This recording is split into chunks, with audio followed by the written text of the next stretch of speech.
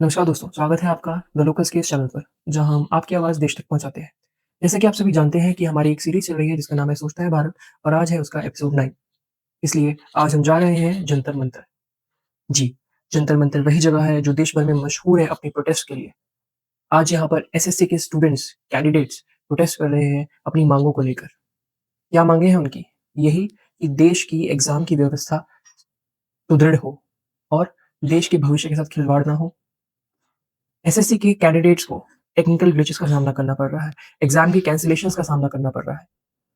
आज का हमारा एजेंडा यही है कि कई बच्चे 4 साल, 3 साल, साल भर से तैयारी करने के बाद क्या इसी दिन का इंतज़ार करते हैं कि एग्ज़ाम वाले दिन ही एग्ज़ाम सेंटर पहुँचने के बाद उनका एग्ज़ाम कैंसल हो जाए?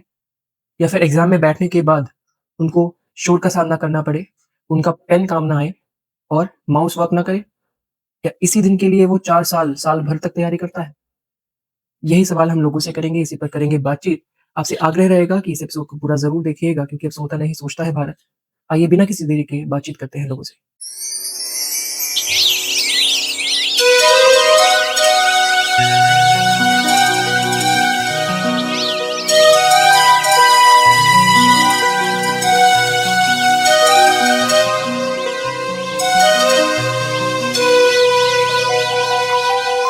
तिरुचित्रं बलम्।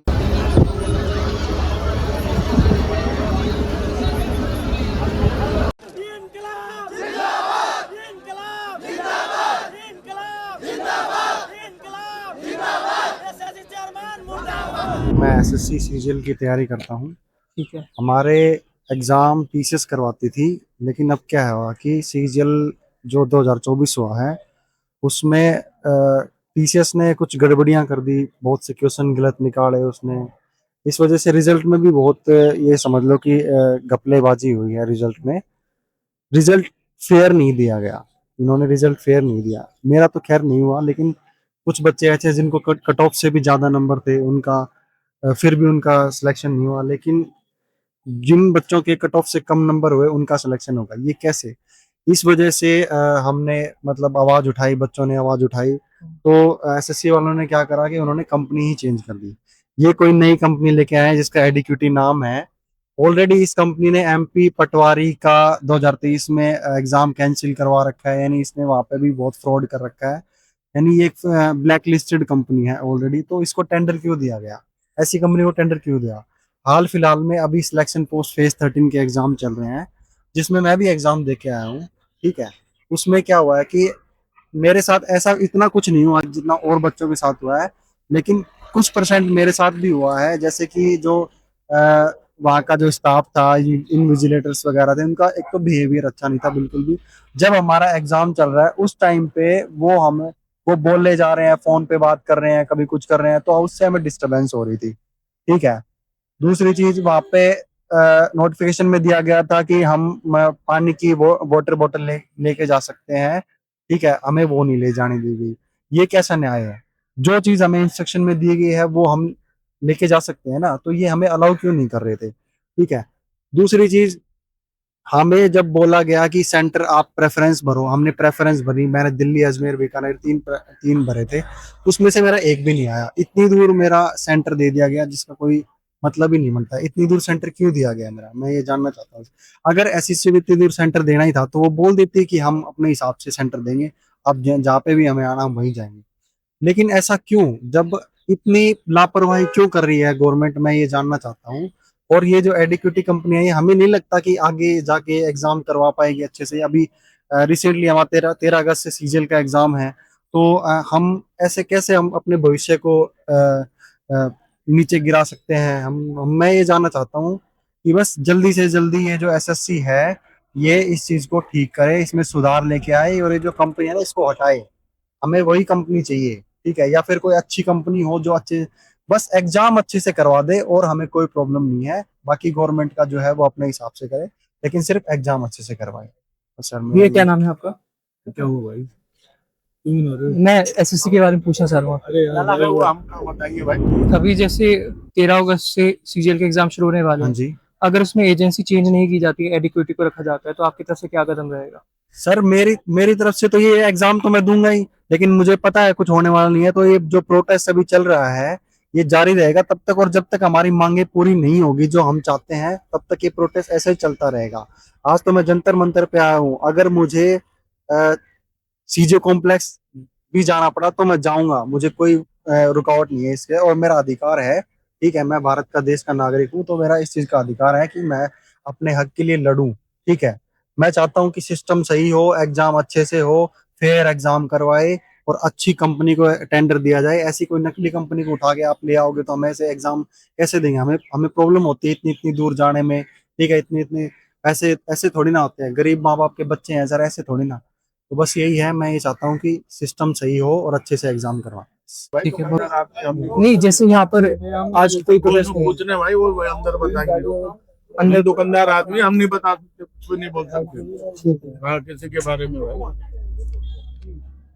हमें उम्मीद है कि आपने एपिसोड पूरा देखा होगा और छात्रों की बातों को, टीचर्स की बातों को ध्यान से सुना होगा। हमने उनसे यही सवाल किया कि एसएससी के कैंडिडेट्स के साथ जो अन्याय हुआ है, उसको लेकर वो सरकार से क्या एक्शन चाहते हैं। हमने लोगों से सवाल किया कि लाखों कैंडिडेट्स, लगभग 30 लाख के करीब 4 साल, 2 साल, साल भर तक तैयारी करते हैं उस दिन के लिए कि वो दिन आएगा एग्ज़ाम का, कि जिस दिन वो पेपर लिखेंगे और अपने रिज़ल्ट का वेट करेंगे, ताकि उनको अपनी मनचाही पोस्ट मिल सके। लेकिन क्या वो तैयारियाँ इसी दिन को देखने के लिए करते हैं कि वो जब एग्ज़ाम सेंटर पहुँचे 8-10 घंटे का सफ़र करके, तो एग्ज़ाम कैंसल्ड हो, जिसकी सूचना भी उनको एग्ज़ाम कैंसल होने से पहले ना मिले?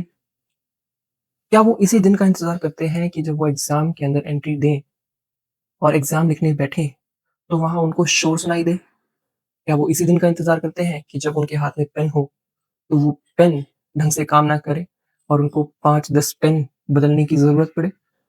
या वो इसी दिन का इंतज़ार करते हैं कि जो माउस जिससे वो ऑप्शन सेलेक्ट कर रहे हैं, वो माउस ठीक से काम ना करे, 5-6 माउस बदलने की ज़रूरत पड़े? क्या वो इसी दिन का इंतज़ार करते हैं? अपने भविष्य को दाँव पर लगाते हैं, इसी व्यवस्था के लिए?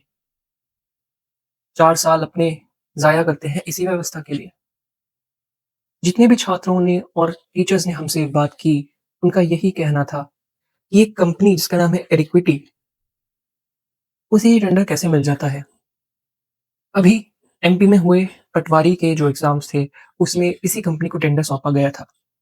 लेकिन एग्ज़ाम में जो खामियाँ हुई, सेम दिक्कतें वहाँ पर देखने को मिली थी, जिसके बाद इसे ब्लैकलिस्ट कर दिया गया था। जब इसी कंपनी ने एसएससी के एग्ज़ाम्स के लिए अपनी बिड दी, टीसीएस से हाफ बिड दी, तो सरकार ने इसको टेंडर सौंप दिया। क्या इसका बैकग्राउंड वेरिफिकेशन करना ज़रूरी नहीं समझा गया?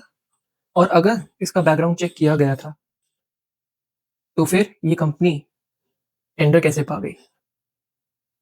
जो छात्र थे, उन्होंने कहा कि आने वाले 13 अगस्त से सीजीएल के पेपर्स शुरू होने वाले हैं और वो सरकार से उम्मीद करते हैं कि इस कंपनी एडिक्विटी को टेंडर ना सौंपा जाए।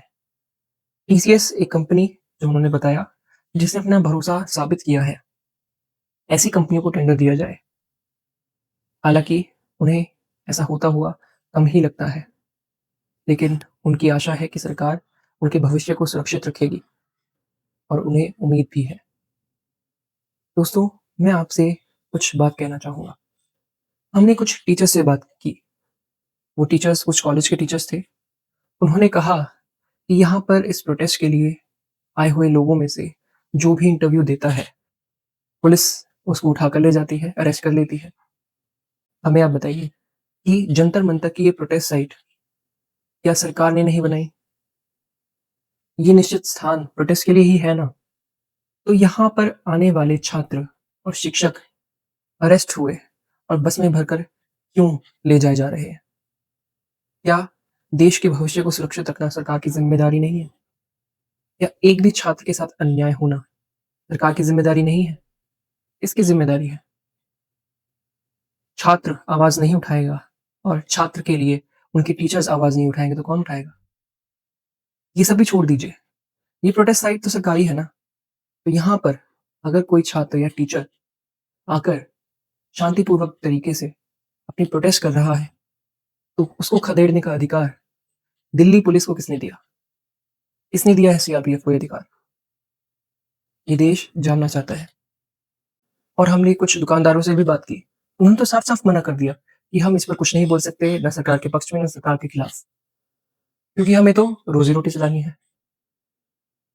हमारा ये सवाल है कि क्या छात्र आवाज़ नहीं उठाएँगे अपने खिलाफ हो रहे अन्याय के, तो कौन उठाएगा उनकी आवाज़? इसी के साथ आपके लिए आज का सवाल। हम जानना चाहते हैं आपसे कि क्या कोई ऐसी व्यवस्था हो सकती है, जिससे कि मौजूदा व्यवस्था को रिप्लेस किया जा सके? एग्ज़ाम्स में हो रही धाँधली, टेक्निकल ग्लिचेस, कैंसलेशंस और यहाँ तक कि पेपर लीक, आज के 5G के ज़माने में, क्या ऐसी व्यवस्था को बदला जा सकता है? अगर हाँ, तो किस तरीके से बदला जा सकता है? हमें बड़ी उत्सुकता से रहेगा इंतज़ार आपके जवाब का कमेंट सेक्शन में, तो अपना उत्तर ज़रूर दीजिएगा एक नए हैशटैग के साथ। Hashtag education in India. तो आइए इस एपिसोड को करते हैं यहीं खत्म और मिलेंगे आने वाले और इंटरेस्टिंग एपिसोड्स में। तब तक के लिए सुरक्षित रहिए और सतर्क रहिए, क्योंकि अब सोता नहीं सोचता है भारत। जय हिंद।